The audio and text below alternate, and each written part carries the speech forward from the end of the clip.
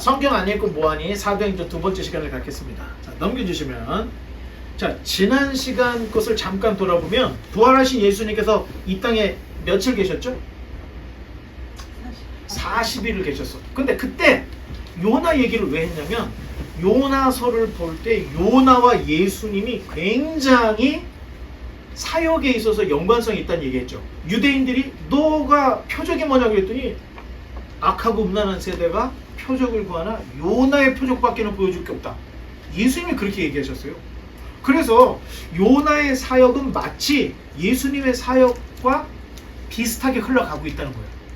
자, 그거 궁금하신 분들은 요나서를 가서 이 이야기를 조금 더 공부를 해보면 우리가 좋을 것 같고요. 자, 그러면 요나가 복음을 전했어, 니느웨. 근데 바로 집을 가지 않았습니다. 언덕에 올라가서 초막을 짓고 40일을 있었던 거예요. 왜? 지금 니느웨 성을 하나님이 불을 내리나 안 내리나 보자 하고 보고 있었거든. 그런데 예수님도 부활해서 바로 올라간 게 아니고 40일 동안 제자들과 함께 하셨다는 거예요.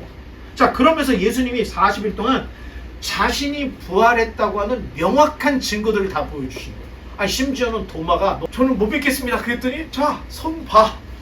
못 박히신 손, 창에 찔렸던 창 자국까지 다 보여주셨죠.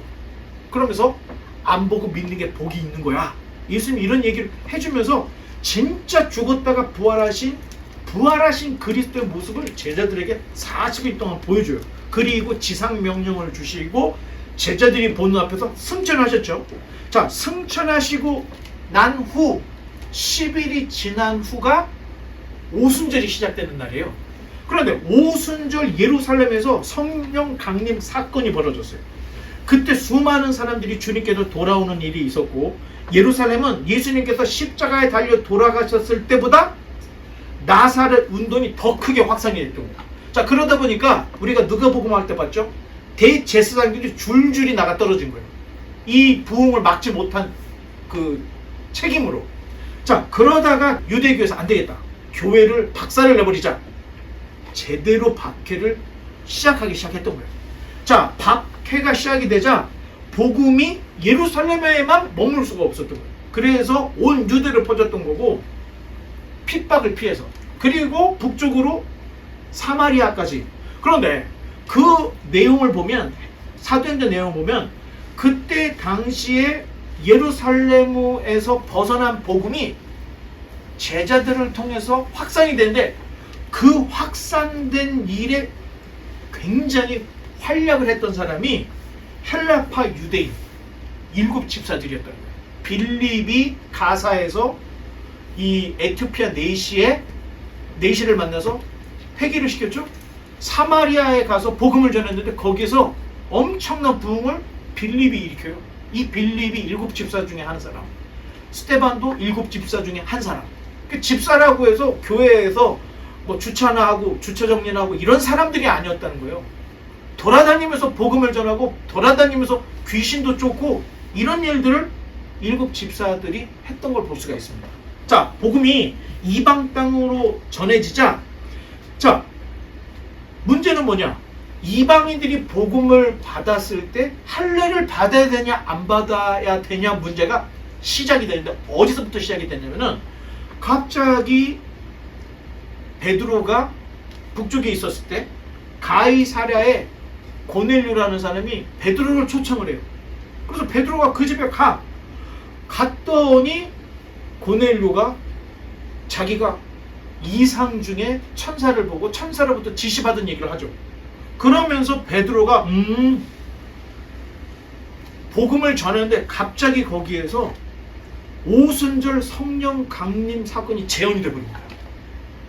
자, 그러니까 베드로가 뭐냐면 이미 자기가 환상을 봤어요. 보자기에 쌓아서 내려오는 이 부정한 짐승들. 그런데 주님께서 잡아먹으라. 이게 사도행전 다 나와 있는 얘기예요. 나는 못 잡아먹습니다. 3번 하고 다시 올라갔다는 얘기를 하면서, 아니, 성령께서 오순절에 있었던 그 사건을 고넬료 집에서 일으켰으면 내가 누구가 내 이걸 막을 수가 있겠냐.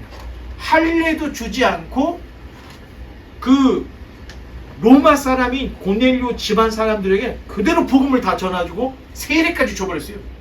자, 이런 문제가 나중에 사도행전 15장인가에 가면 예루살렘 총회가 일어나요. 그때 베드로가 이런 얘기들 하는 이야기가 나오는데, 자, 이방인에게 복음이 전해졌을 때 유대인들이 생각하지 못했던 일들이 벌어지는 거예요.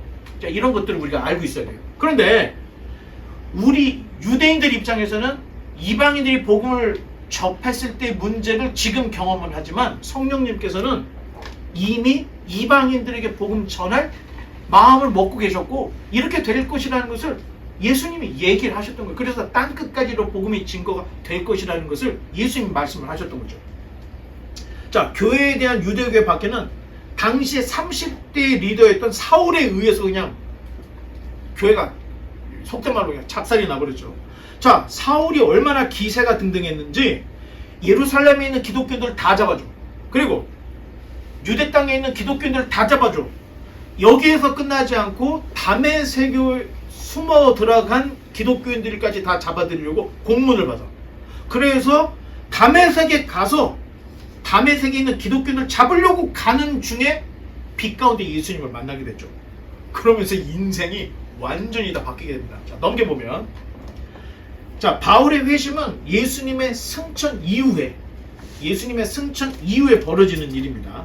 자, 버튼 또 한 번 더 눌러보면, 자, 한번 읽어보겠습니다. 시작. 예수께서 가르치심을 시작할 때 30세쯤 되시니라. 사람들이 아는 대로 요셉의 아들이니 요셉의 위는 헬리오. 자, 예수님이 몇 살 때 공생애를 시작했다고 되어 있죠?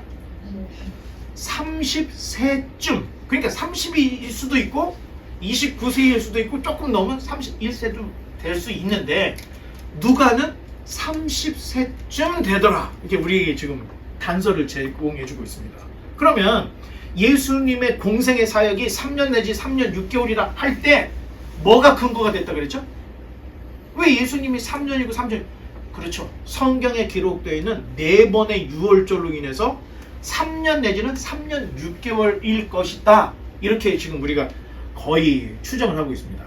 자, 그러면 대략 따져보면 예수님이 십자가에 달릴 때를 33살?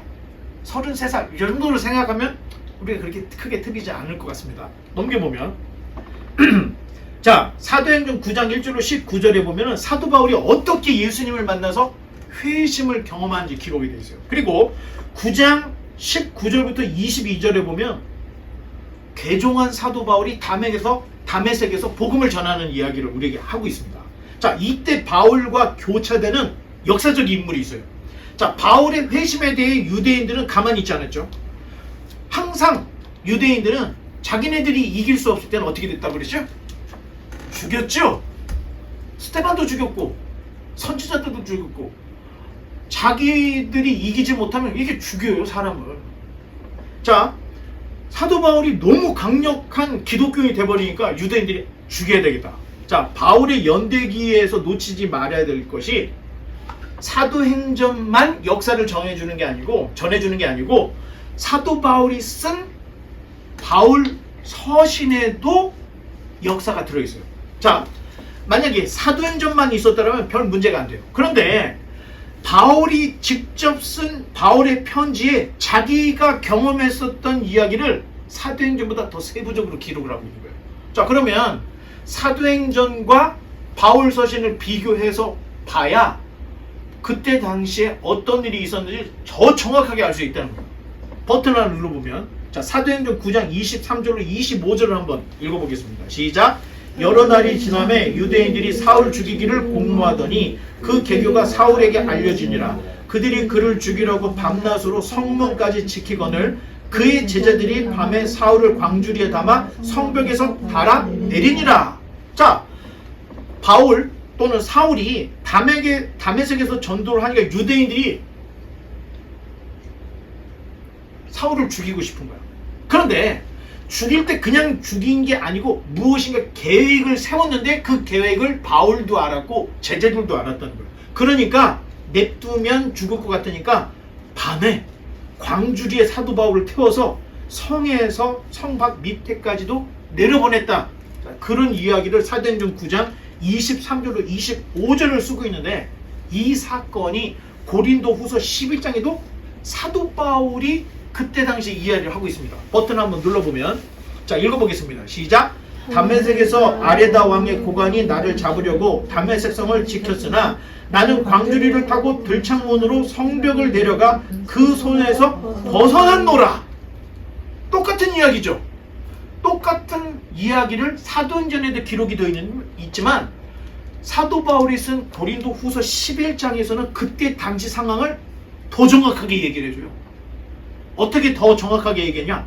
그때 자기를 가다두려고 이 다메섹 성에 가다두려고 문을 지키고 있었다는 거예요. 그래서 다메섹 아레데 왕의 고관이 자기를 잡으려고 했다는 거예요. 그러면 다메섹 아레다 왕의 고관은 누구의 사주를 받은 거예요? 유대인들의 사주를 받은 거예요. 유대인들이 가서 사도 바울을 죽여야 되겠습니다. 도와주십시오. 돈 좀 막 주고 그러니까 그래? 아레다 왕의 고관이 내가 좀 잡아줄게 했던 거예요. 그때 사도 바울이 광주를 타고 내려왔다. 자, 여기에 아레다 왕이라는 사람이 나오는 거야. 자, 그러면 아레다 왕의 고관이라고 할 때는 아레다 왕이 통치할 때 고관을 얘기하는 거죠. 자, 그렇다면 아레다 왕이 언제 죽었냐? 39년에서 40년에 죽습니다. 기록에 의하면. 자, 그러니까 광주리 사건이라는 것이 예수님께서 승천하신 33년 아레다 왕이 죽은 39년에서 40년 그 사이 어찌 보면 35년일 수 있고 36년일 수 있죠. 그쯤에 광주리 사건이 일어났다는 거예요. 이거는 역사적인 사실이라는 거예요. 그러니까 아레다 왕이 없는 사람을 만들어내는 게 아니고 정말 있었고 그 왕의 고관을 피해서 광주리 사건이 있었다는 거예요. 넘겨보면 자, 회심 직후의 바울의 행적에 대한 이야기를 우리가 보려고 하는데 이게 이제 아까 이야기했던 광주리 사건 바로 직전에 어떤 일이 있었냐는 거예요. 자, 한번 읽어보겠습니다. 시작. 음식을 먹음에 강건하여지니라. 사울이 다메섹에 있는 제자들과 함께 며칠 있을새 즉시로 각 회당에서 예수가 하나님의 아들이심을 전파하니 듣는 사람이 다 놀라 말하되 이 사람이 예루살렘에서 이 이름을 부르는 사람을 멸하던 자가 아니냐. 여기 온 것도 그들을 결박하여 대제사장들에게 끌고 가고자 함이 아니냐 하더라. 사울은 힘을 더 얻어 예수를 그리스도라 증언하며 다메섹에 사는 유대인들을 당혹하게 하니라. 여러 날이 지나며 유대인들이 사울 죽이기를 공모하더니 자, 이런 공모가 있었다는 거예요. 그래서 사도 바울이 광주를 타고 내려왔는데 누가는 바울이 회심 후 즉시로 다메섹에 가서 복음을 전했다. 이렇게 전해지고 있죠. 자, 그런데 갈라디아서에는 이 이야기가 좀 더 세분화되어 있습니다. 자, 한 번 더 버튼을 눌러서 갈라디아서 1장 17절로 19절 읽어보겠습니다. 또 나보다 먼저 사도된 자들을 만나려고 예루살렘으로 가지 아니하고 오직 아라비아로 갔다가 다시 다메섹으로 돌아갔노라. 그 후 3년 만에 내가 게바를 방문하려고 예루살렘에 올라가서 그와 함께 15일을 머무는 동안 주의 형제 야고보 외에는 다른 사도들을 보지 못하였노라. 자, 바울은 회심 후 곧바로 다메섹에 가서 복음을 전하기보다는 어디로 갔다고 지금 이야기하고 있어요? 갈라디아서에는 아라비아로 갔다고 이 얘기를 하고 있다는 겁니다. 자, 그러면 아라비아가 어디까? 버튼 눌러보면 자, 여기가 이제 페르시아죠. 자, 첫 번째 버튼을 눌러보면 아라비아라고 할 때는 이 중북부 사우디아라비아를 그때 당시에 아라비아라고 했다는 거예요. 또 버튼 하나 눌러보면 끝트리에 있는 예멘이나 오멘도 그때 당시에 아라비아라고 불렀어요. 또 버튼 하나 눌러보면 자, 요르단 바로 밑에 이 부분도 당시에 아라비아라고 불렀다는 거예요. 버튼 한번 더 눌러보면 자, 시리아라고 되어 있죠. 예루살렘이 여기 있으니까 이스라엘 예루살렘이 여기 있으니까 그 위에 다메섹, 지금 사도 바울이 예수님을 만났던 그 다메섹 그 오른쪽으로 가는 요 부분이 그때 당시에도 아라비아라고 불렀다는 거예요. 그러니까 아라비아라고 할 때는 여기서부터 굉장히 크다는 거예요. 그런데 우리가 추정할 수 있는 것은 사도 바울이 3년 동안 아라비아에 있을 때는 여기나 여기보다는 다메섹에서 가까운 시리아 동쪽 아라비아에 3년을 있었던 게 아닐까 이렇게 추정을 한다는 겁니다. 자, 그러면서 3년 동안 무엇을 했냐? 구약 안에 있는 그리스도에 대한 예언과 모든 신학을 다 정리한 거예요. 3년 동안. 원래부터 학자였죠. 그런데 이 학자가 예수님을 만나고 예수님이 과연 성경에 예언된 그분인가를 3년 동안 수행을 했다는 거예요. 성경을 보면서. 자, 그러면 복음이라는 게 그냥 갑자기 뚝 떨어진 게 아니라는 거예요. 사도 바울도 3년여 동안 아라비아에서 복음 정리를 했다는 거예요. 자, 그 후에 아라비아에서 다시 다메섹으로 돌아와서 다메섹에서 복음을 전파하는 일에 전력을 다했다는 거예요. 그런데 바울의 개종을 유업으로 느꼈던 유대인들이 아레다 왕의 고관을 매수해서 사도 바울을 죽이려고 했던 것이고, 그 계획을 알고 탈출할 수 있는 방법이 광주리로 성 밖으로 내려가는 길밖에 없어서 그렇게 했다는 이야기를 우리에게 해주고 있다는 거예요. 자, 버튼 눌러보면, 자, 바울이 예루살렘 방문은 회심으로부터 3년 후라는 거예요. 자, 그 3년 동안 바울이 어디 있다 그랬었죠? 아라비아에 있었다 그랬잖아. 아라비아에서 그리스도에 대한 신학 정리를 했던 거예요. 자, 그러면 왜 사도 바울은, 자, 버튼 하나 눌러보면, 그렇죠? 아까 읽었었던 부분이에요. 자, 왜 사도 바울은 자기가 다메섹에서 예수님을 만나고 바로 예루살렘을 가지 않았냐는 거예요. 자, 여러분들은 어때요? 여러분들은 사도가 아니었어. 근데 사도들이 예루살렘에 있어. 내가 다메섹 가다가 갑자기 예수님을 만나서, 그러면 거의 대부분은 둘 중에 하나입니다. 셋 중에 하나예요. 첫 번째, 이 문제에 대해서 자기 고향에 가서 부모님하고 상의했겠죠. 아니면 가말리엘 찾아가서 이런 일이 있었는데요? 얘기를 했겠죠. 아니면 예루살렘에 있는 사도들에게, 여보시오, 베드로, 내가 말이야 다메섹 가다가 부활하신 예수님을 빛 가운데 만나서 얘기를 했겠잖아요. 그런데 사도 바울은 가족들에게도 가지 않고 자기 스승을 찾아가지도 않고 베드로나 요한이나 야고보에게 찾아가지 않고 3년 동안 자기가 성경을 연구하는 일을 했다는 거예요. 그 얘기는 자기가 다메섹에서 예수님을 만났을 때 감당할 수 없는 계시의 말씀을 들었다는 거예요. 그 계시의 말씀, 그리고 또 한 가지, 지난 시간에 얘기했죠. 돌에 맞아 죽었던 스데반이 자기의 선배였는데 스데반의 설교를 들으면 굉장히 역사적인 설교를 했다고 그랬죠. 그 역사가 쫙 압축이 됐을 때 예수 그리스도라고 하는 불꽃이 나왔다고 그랬잖아요. 이런 것들을 다 토대로 해서 3년 동안 아라비아에 가서 어떤 사도들에게 찾아가서 자기가 사도가 됐고 예수님을 만났다는 얘기할 필요도 없었다는 거예요. 제일 중요한 것은 내 인생이 완전히 바뀌는 터닝 포인트가 다메섹에서 있었고, 자기는 이미 다 알고 있는 거야. 이 모든 알고 있는 것을 아라비아에 가서 조용히 자기가 이 신학적으로 예수가 그리스도라는 것을 다 정리를 해야 될 필요를 느꼈기 때문에 예루살렘으로 가지 않았다는 겁니다. 자, 재구성을 해보면 다메섹 도상에서 예수님을 만났죠. 아라비아로 돌아가서 그리스도의 복음의 신학을 정리했죠.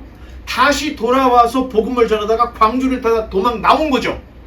다메섹에서 돌아왔더니 이제 가야 될 곳이 예루살렘이었던 거예요.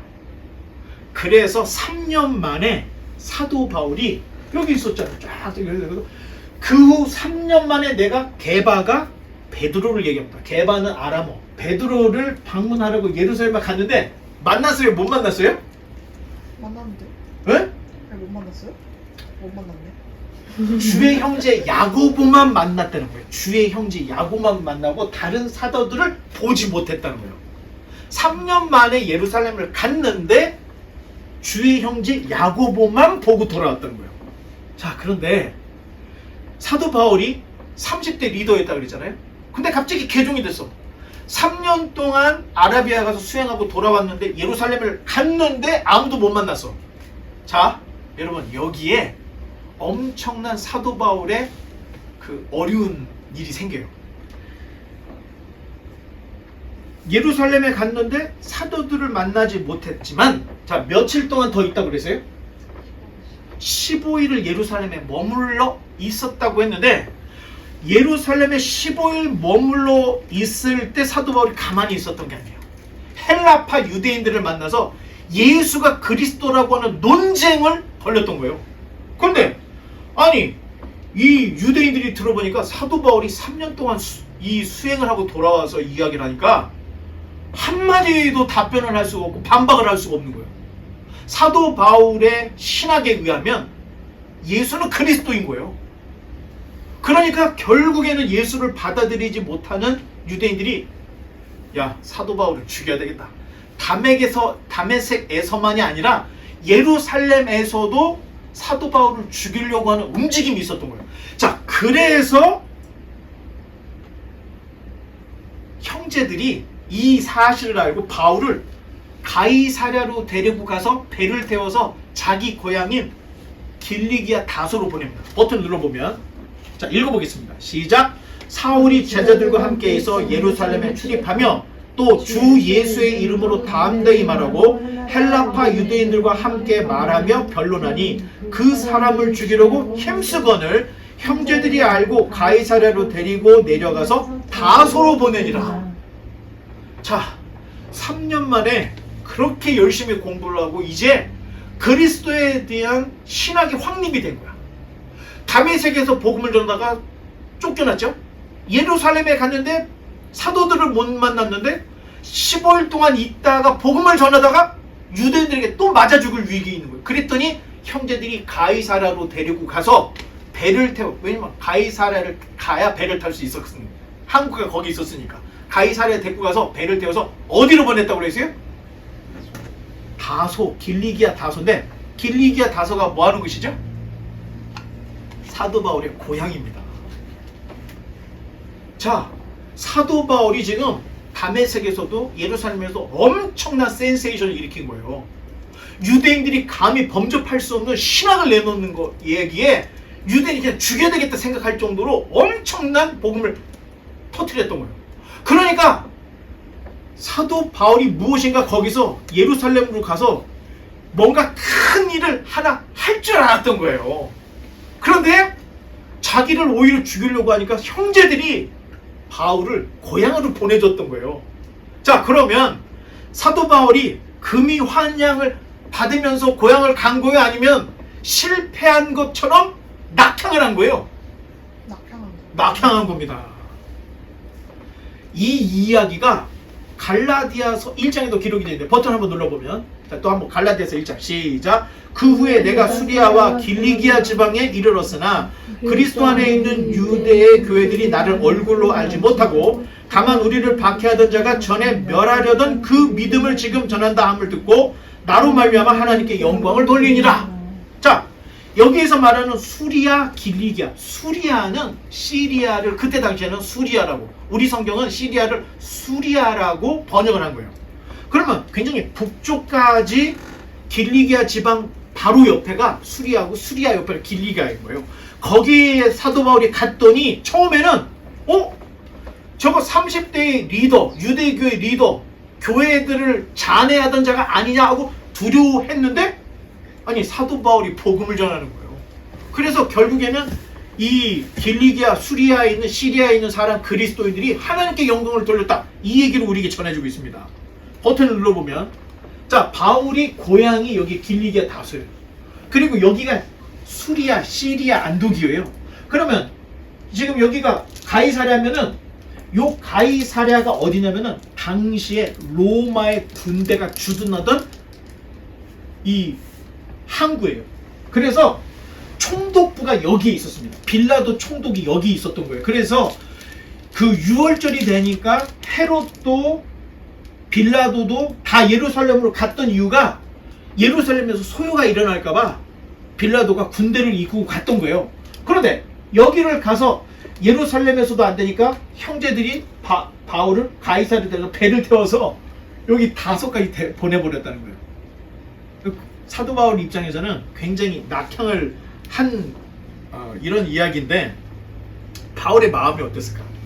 그때 당시에 사도 바울은 가말리엘 문화생, 더군다나 30대 리더였고 교회를 잔해하고 공문까지 받았던 굉장히 수지였던 거예요. 그때 당시에 유력한 사람이었던 거예요. 그런데 그 사람이 다메섹 가다가 예수님을 만나고 3년 동안 아라비아 갔다가 다메섹에서 쫓겨나 예루살렘에 쫓겨나 자기가 태어났던 다소까지 갔어요.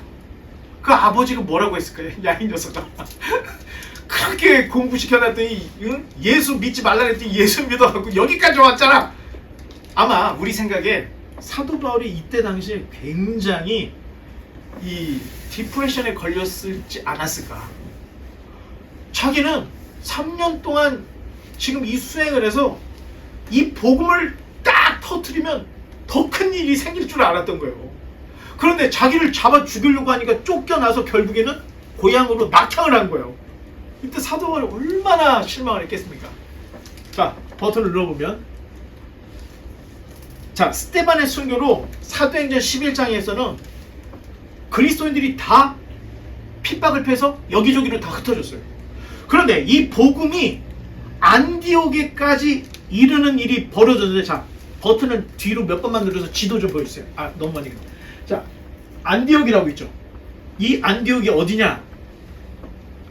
여러분, 이제 우리가 신구약 중간사 할 때 안티오쿠스 에피파네스 기억하죠? 안티오쿠스가 자기 집안 이름이야.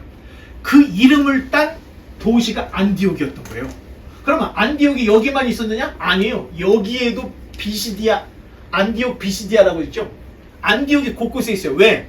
그때 당시에 안티오쿠스의 집안이 여기를 다스렸기 때문에 안디옥이라는 이름을 쓴 도시들이 있다는 거예요. 그러면 알렉산드리아라는 도시들이 몇 개 있었다 그랬죠? 이건 누구의 이름이에요? 알렉산더를 이름을 딴 도시들. 그러니까 이게 역사에 있는 이런 도시들이, 이 역사를 모르면 안디옥 하면 그냥 여러분들이 그냥 안디옥으로 생각하지만 이런 역사가 있다는 거예요. 자, 그런데 이 안디옥이라는 도시가 그때 당시에 굉장히 큰 도시였다는 거예요. 그런데 핍박을 피해서 그리스도인들이 사마리아를 지나 쭉쭉쭉 올라서 안디옥까지 이르게 되었다는 거예요. 자, 안디옥은 당시에 3대 중심 도시. 1대가 어디예요? 로마입니다. 2대가 어디예요? 요 밑에 보면은 이집트의 알렉산드리아가 두 번째 도시예요. 그러면 안디옥은, 시리아 안디옥은 세 번째 도시예요. 그러니까 로마 시대의 세 번째 도시면은 여기가 굉장히 번화한 도시였다는 거예요. 자, 여기에 그리스도인들이 들어가서 복음을 전했는데, 자, 유대인들에게만 처음에는 복음을 전하다가 이방인에게 복음을 전하기 시작해요. 자, 버튼 눌러보면, 자, 또 버튼 눌러보면, 자, 읽어보겠습니다. 시작.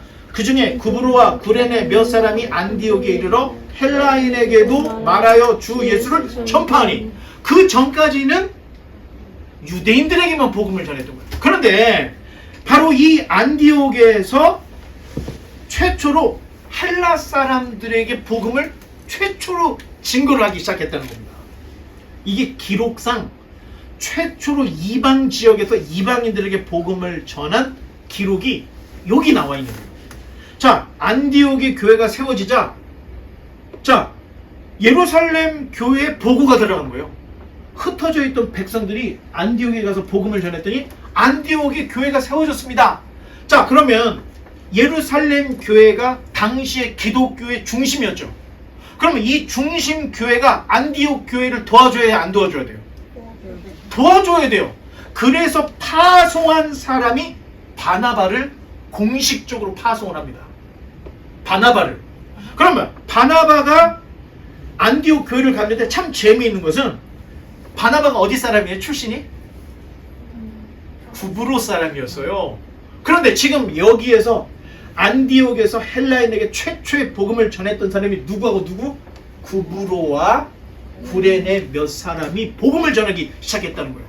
그러니까 다른 사람보다는 구브로 사람이었던 바나바를 보낸 게 아닌가.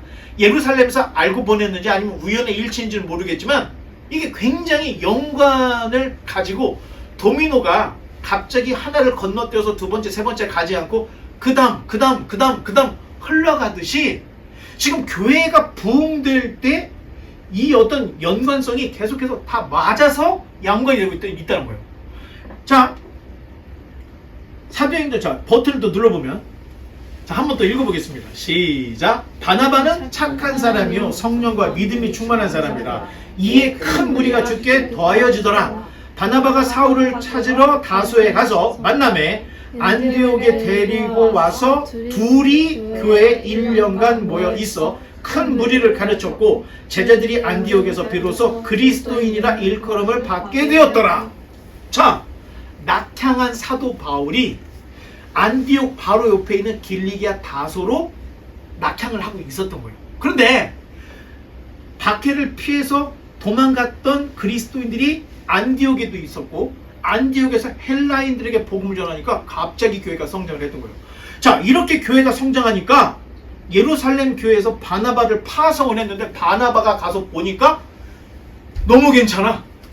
그리고 바나바가 원래 착하고 성령이 충만한 사람이라서 이 리더십이 발휘가 되니까 교회가 몇 배가 돼버리는 거예요. 자, 근데 문제는 가만히 생각해보니까 바나바가 혼자서 감당이 안 돼. 이걸 누구하고 같이 사역을 해야 되는데 이 동역자로 누구를 선택할까? 바로 옆 동네에 길리기아 다소로 낙향한 사도 바울이 있었던 거예요. 자, 바울과 바나바는 처음에 여기서 만난 게 아니에요. 이미 예루살렘의 사도 바울이 예루살렘에 갔을 때 모든 사람들이, 기독교인들이 사도 바울을 알아보고 다 숨었던 거예요. 그런데 사도들에게, 그 다음에 교회에 바울을 인도한 사람이 바나바였습니다. 그때 첫 번째 만남이 있었던 거예요. 그리고 사도 바울이 길리기아 다소로 갔다는 사실도 알고 있었고, 자기가 안디옥으로 갔는데 교회가 너무 부흥을 하니까 혼자서 안 되니까 그때 낙향했던 바울을 생각해서 바나바가 길리기아 다소에 가서 사도 바울을 데리고 옵니다. 그리고 거기서 1년 동안, 여기 써있죠? 1년 동안 제자들을 가르쳤더니 그때 무슨 일이 있었냐? 최초로 그리스도인이라고 하는 별명이 안디옥에서 시작이 됐다는 거예요. 그 전까지는 이게 유대교인인가 뭔가 사람들이 헷갈렸던 거예요. 그런데 사도 바울이 신학적으로 교리적으로 명확하게 복음을 가르치니까, 아, 저 사람들은 유대교가 아니라 그리스도인들이야, 이런 명쾌하고 분명한 정체성이 만들어졌다는 겁니다. 그러니까 여러분, 교회 10년 20년 다니는 게 문제가 아니에요. 내가 알고 있는 예수 그리스도가 명확하게 고백이 되고 있고 그렇게 살고 있느냐, 여기에 따라서 기독교인인가 아닌가가 결정이 되는 거지. 교회 20년 30년 다녀도 변화가 없고 아무것도 모른다, 이건 교인입니다. 사도 바울이 이제 두 번째로 예루살렘을 방문하게 됩니다. 자, 회심 후 3년 만에 예루살렘 방문을 했다가 자기 고향으로 낙향했죠. 그런데 두 번째 예루살렘을 방문한 일이 있는데, 이 방문의 목적이 뭐냐? 당시에 이방 교회들이 부조, 돈을 걷어서 예루살렘 사람들을 도와주려고 그 돈을 전달하는, 그 부조를 전달하는 일에 바울과 바나바를 보냈는데, 왜 보냈느냐? 그때 당시에 엄청난 흉년이 있었던 거예요. 자, 버튼 눌러보면 사도행전 11장 시작. 그때 선지자들이 예루살렘에서 안디옥에 이르니 그 중에 아가보라 하는 한 사람이 일어나 성령으로 말하되 천하에 큰 흉년이 들리라 하더니 글라우디오 때에 그렇게 되니라. 제자들이 각각 그 힘대로 유대에 사는 형제들에게 부조를 보내기로 작정하고 이를 실행하여 바나바와 사울의 손으로 장로들에게 보내니라. 자, 두 번째 예루살렘 방문은 왜 가는 거예요? 그렇죠, 부조를 전달해주는 이 심부름을 하기 위해서 갔는데, 자, 성경에 누구의 이름이 먼저 나오죠? 바나바가 먼저 나오죠. 성경은 명확합니다. 이때까지만 해도 바울이라는 사람은 바나바의 도움을 받는 위치였다는 거예요. 자, 이 지금 아가보가 예언한 큰 흉년이 글라우디오 황제 때 일어났는데, 버튼 눌러보면 이 글라우디오 황제입니다. 이게 두상이고 이게 이제 그래픽으로 얼굴을 했는데 훈남이죠? 잘생겼어. 황제가 잘생겼어. 자, 41년에서 51년 동안 재임을 했는데, 요세푸스, 유대인 역사가 요세푸스에 의하면 주후 46년에서 48년 동안 엄청난 흉년이 있었다는 거예요. 자, 따라서 바울과 바나바와 바울이 이방 교회 안디옥에서 구제금을 모아서 예루살렘으로 전달해 줬는데 그때가 어디냐? 46년에서 47년. 46년에서 47년쯤에 이런 구제 부조를 예루살렘으로 보내기 위해서 사도 바울이 두 번째 예루살렘 방문했다. 자, 그런데 아니 예루살렘 교회는 그러면 자립이 안 되냐? 안 되는 교회였습니다. 왜? 종교 사회에서 출교를 당하면 어떻게 될까? 먹고 살 길이 끊어져 버리는 거예요. 예루살렘 교회는 먹어 없애는 교회였어요. 생산이 전혀 안 돼. 왜? 성도들이 예수님을 믿음으로 인해서 출교를 당했기 때문에 사업도 할 수 없어, 장사도 할 수 없어, 아무것도 할 수가 없는 거예요. 아니 심지어는 자기 집을 팔고 싶어도 사주지 않는 거예요, 사람들이. 그러니까 이때 어떤 일이 벌어져? 바나바가 어디 출신이었다 그랬죠? 구브로 출신이었다. 키프로스 섬 사람인데 자기 땅을 팔은 거야. 자, 예루살렘에 안에 있는 사람은 자기 땅도 팔을 수가 없어. 다 빼앗긴 거야. 그러니까 바나바가 키프로스 섬에 있는 자기 땅을 처분해서 그걸 가지고 베드로에게 갖다 줬던 거예요. 성경 읽으면 다 나와 있습니다. 그 정도로 생산이 되지 않고 그냥 먹어서 없애는 교회가 예루살렘 교회였다는 거예요. 그러니 위태위태한테 아니 더군다나 흉년까지 있는 거야. 그럼 어떻게 돼? 죽어라 죽어라 하는 거죠. 이제 교회가 아사 직전에 가 있는 거예요.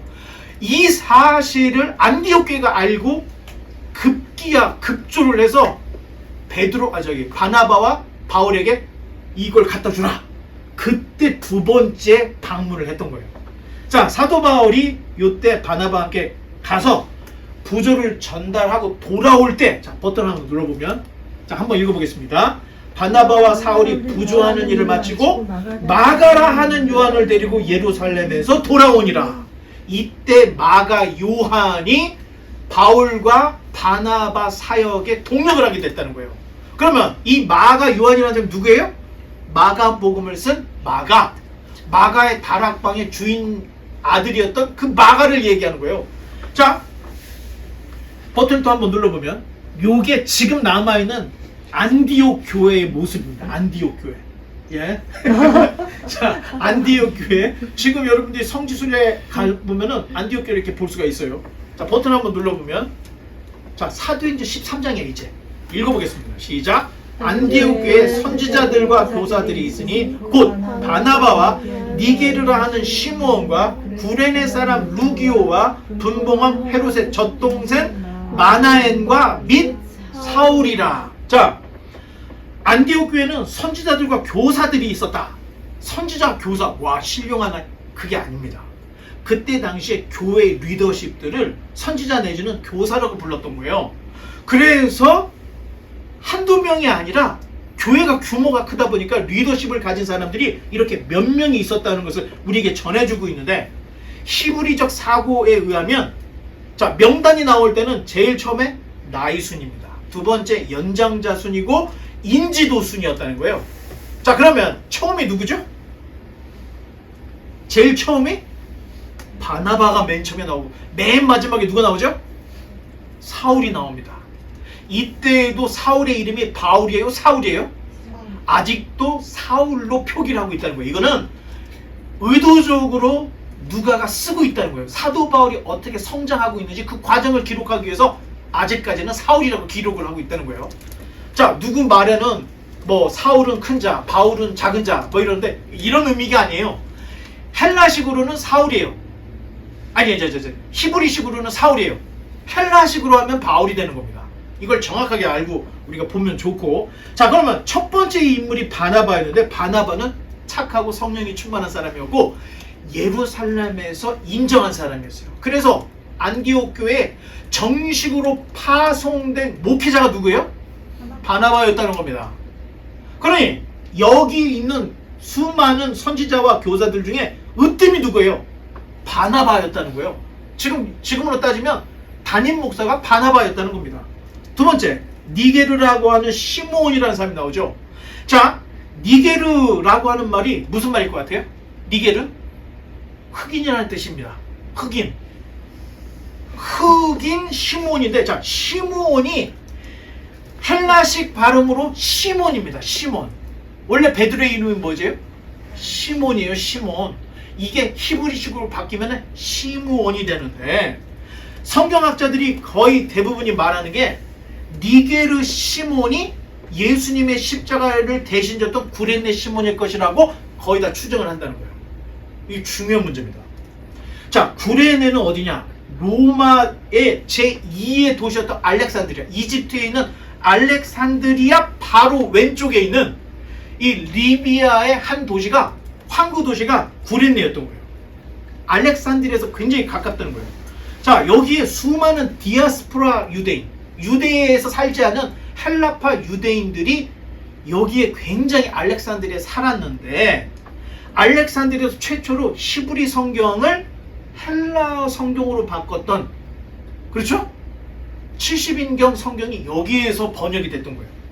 자, 그러다 보니 알렉산드리아 그 주변에 있는 데에서는 유대교로 개종하는 이방인들이 상당히 많이 있었다는 겁니다. 그러니까 헬라파 유대인이 아닌 완전한 이방인인데 자기가 할례를 받고 자기 스스로가 이방인이었음에도 불구하고 유대인이 되려고 했던 사람들이 있었다는 거예요. 자, 구레네 사람 중에서도 유대교로 개종한 독실한 유대교 신자들이 있었어요. 자, 초기 기독교의 복음은, 자, 북쪽으로 어디까지 올라갔어요? 지금 안디옥까지 올라갔죠. 남쪽으로는 이집트에 있는 알렉산드리아, 그리고 그 리비아 옆에 있는 항구 도시였던 구레네, 더 남쪽으로 가면은 이티오피아까지 갑니다. 자, 이티오피아에는 주 4세기에 교회가 있었다는 흔적이 없어요. 그런데 4세기 이후부터는 교회의 흔적이 발견이 돼요. 왜 그런가? 사도행전 8장에 가니까 빌립이 이티오피아 국군을 책임졌던 이 간다게의 네시를 만나서 복음을 전하죠. 사도행전 읽어봤으면 거기에서 이 국고를 맡았던 네시가 세례를 받습니다. 그리고 돌아가요. 자, 이티오피아에 유대인들이 있었을까 없었을까? 있었습니다. 이거는 솔로몬 시대로부터 거슬러 올라가요.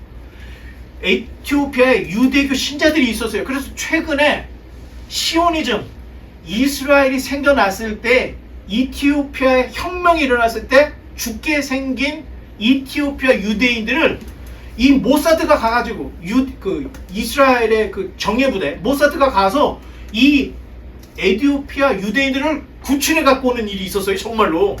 자, 이런 걸 볼 때는 이티오피아에도 유대교가 상당히 오랫동안 있었다는 거예요. 그런데 주 4세기 이전까지는 교회가 없었지만 주 4세기 이후부터는 교회 흔적이 나타나기 시작하는 거예요. 그게 어디냐? 빌립에 의해서 복음을 전도를 받았던 간다게의 국고를 맡던 네시로 인해서 교회가 시작이 됐다. 이렇게 볼 수 있다는 거예요. 자, 그러니까 지금 역사적인 흐름이 이게 딱 잡혀야 된다는 거예요. 자, 기독교 복음이라고 해서 예루살렘에 국한되어 있다는 게 아니라는 거예요. 오순절에 있었을 때 적어도 15개국 사람들이 놀라운 표적을 봤죠. 그러면서 박해로 성도들이, 교인들이 퍼져나가면서 복음을 전했고, 그때 에티오피아 사람, 안디옥까지 막 복음이 쫙 전파되는 이런 모습을 보여주고 있다는 거예요. 자, 재미있는 것은 그때 당시에 이방의 신들은 인간을 다 뭘로 삼았어요? 노예로 삼았다는 겁니다. 그런데 이방인들 눈에는 유대교가 되게 평범치가 않았어요. 왜? 유일신을 믿었거든요. 여호와라고 하는 유일신을 믿었고 안식일을 지켜. 그리고 음식을 정한 음식, 부정한 음식 가려먹어. 더군다나 몸에 칼을 대서 할례를 받아. 그러니까 이방인들이 봤을 때는 유대교라고 하는 종교가 되게 이상했던 종교예요. 그런데 알렉산드리아에서 히브리 성경을 헬라어로 바꿔서 이 헬라어 성경을 읽어보니까 이방인들이 충격을 받는 거예요. 자신들의 신들은 인간을 노예로 삼았는데 여호와의 신은 너무 인격적이라는 거예요. 그래서 스스로가 할례를 받고 유대교로 개종한 사람들이, 이방인들이 꽤 있었는데 어디에 몰려 살았느냐? 알렉산드리아에 몰려 살았는데 그 옆 동네였던 구레네 사람들도 개종을 많이 했다는 겁니다. 그래서 성경에 보면 개종한 이방인 유대교로, 그러니까 개종한 이방인 유대인들이 6월절이 됐더니 순례 여행을 왔던 사람들이 있었던 거예요. 그 순례 여행을 왔던 사람이 구레네 사람 시몬, 그리고 에티오피아의 네시가 이 6월절에 예루살렘을 찾아왔던 거예요. 자, 유월절과 오순절에 예루살렘을 방문했을 때 이 구레네 시몬이 경험했던 것은 예수님이 십자가를 짊어지고 가는데 예수님이라는 분이 이 지금 십자가를 자기가 끌지를 못하는 거야. 채찍을 맞아도 일어나지 못해. 그러니까 병사가 건장한 사람, 그때 당시에 구레네 사람 시몬, 건장한 사람, 야 네가 십자가 대신 줘. 그래서 그때 십자가를 대신 지는 경험을 하게 됐던 겁니다. 자, 그러면 구레네 시몬은 그때 당시 교회에 있어서는 어마어마하게 유력한 사람이었다는 거예요. 베드로도 도망갔죠? 제자들은 다 도망갔는데 십자가 앞에 끝까지 남아있었던 게 요한이라고 하는 제자가 있었고, 예수님의 십자가를 직접 짊어졌던 사람이 구레네 사람 시몬이었다는 거예요. 그러면 사실에 입각한 복음을 전한다 할 때는 예수님의 십자가를 짊어졌던 구레네 사람이 얼마나 소중한 사람이었겠습니까?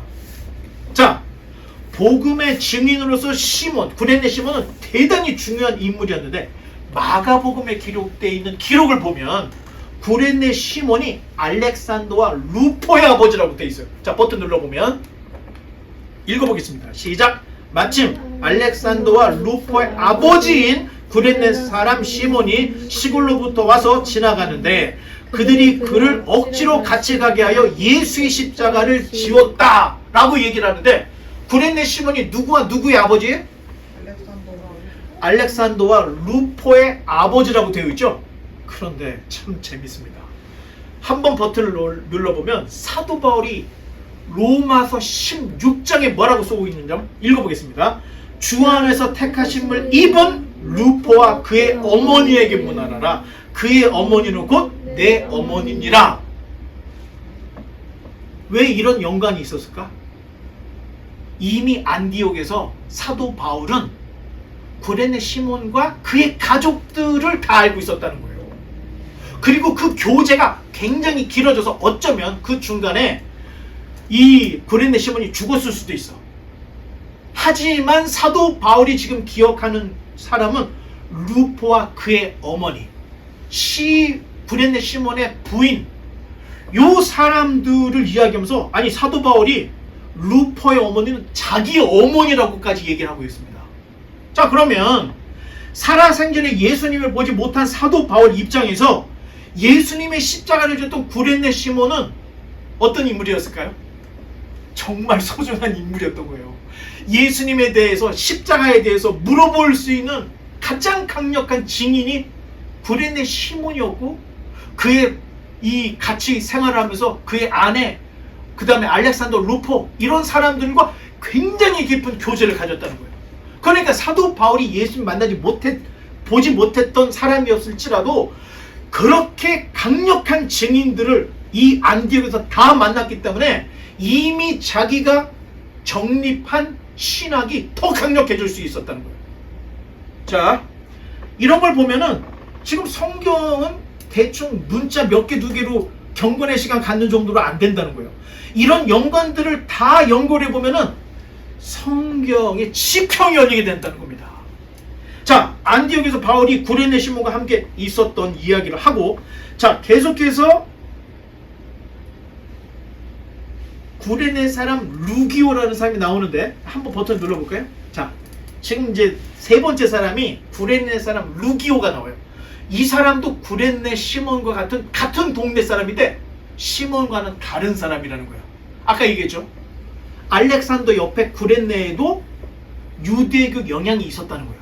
이방인이었음에도 불구하고 할례를 받고 유대교로 들어왔던 이방인이 있는데 아마 루기오도 같은 사람이었을 것으로 보이는데, 자, 루기오도 자기가 개종했던 사람인데 루기오라고 하는 이름은 여기서 성경에서 딱 한 번만 나오는 사람이에요. 단 기록이 없어서 이 사람의 업적에 대해서 모르는 것뿐이지 지금 기록상 안디옥의 리더에 루기오가 들어있다는 겁니다. 그리고 네 번째가 분봉왕 헤롯의 젖동생 마나엔이라는 사람이 나와요. 자, 분봉왕 헤롯이다 할 때는 이 헤롯이 누구냐? 헤롯 안디바를 얘기합니다. 이게 세례 요한의 머리를 자른 참수했던 사람이고 예수님을 신문했던 헤롯이 바로 이 헤롯 안디바예요. 그런데 젖동생이라 할 때는 헤롯 안디바와 함께 한 유모의 젖을 먹고 자라났던 배다른 동생이라는 뜻이에요.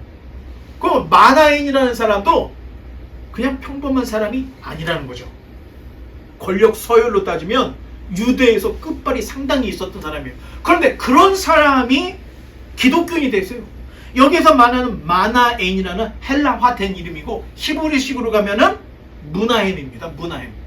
이런 이름을 가진 이 뜻이 위로자라는 뜻이에요. 자, 그러면 우리가 생각할 때 기독교는 서민들을 중심으로 일어났다? 그것만이 아니었다는 겁니다. 예수님을 따르던 사람들은 주로 세리, 창녀, 실업자, 신용불량자, 사회 부적응자들만 있었던 것이 아니라 마나엔 같은, 요한나와 같은, 수산나와 같은 사회적으로 지위가 높은 사람들이 있었는데 이런 사람들이 예수님과 12제자에 쓸 것을 대줬다는 거예요. 후원을 해줬다는 거예요. 버튼 눌러보면 누가복음 8장에 가보면 자, 한번 읽어보겠습니다. 시작.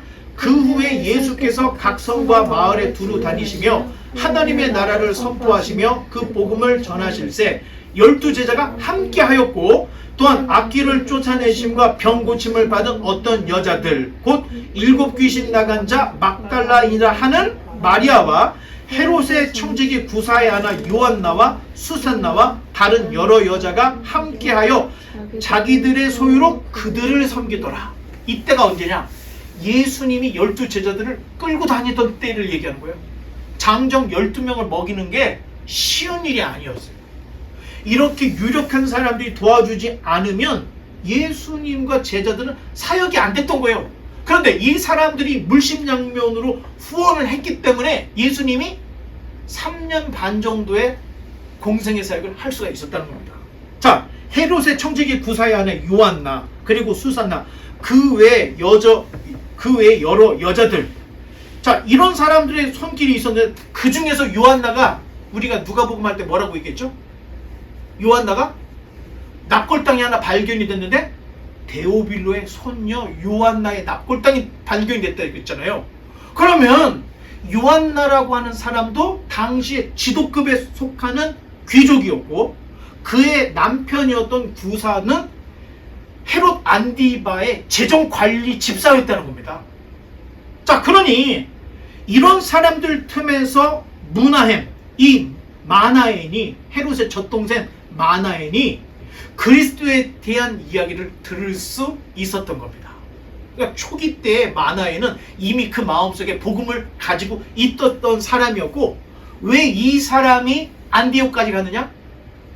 귀족이라도 예수님을 믿으면 쫓겨났던 거였던 거예요. 그래서 안디옥까지 마나엠이 갔다는 겁니다.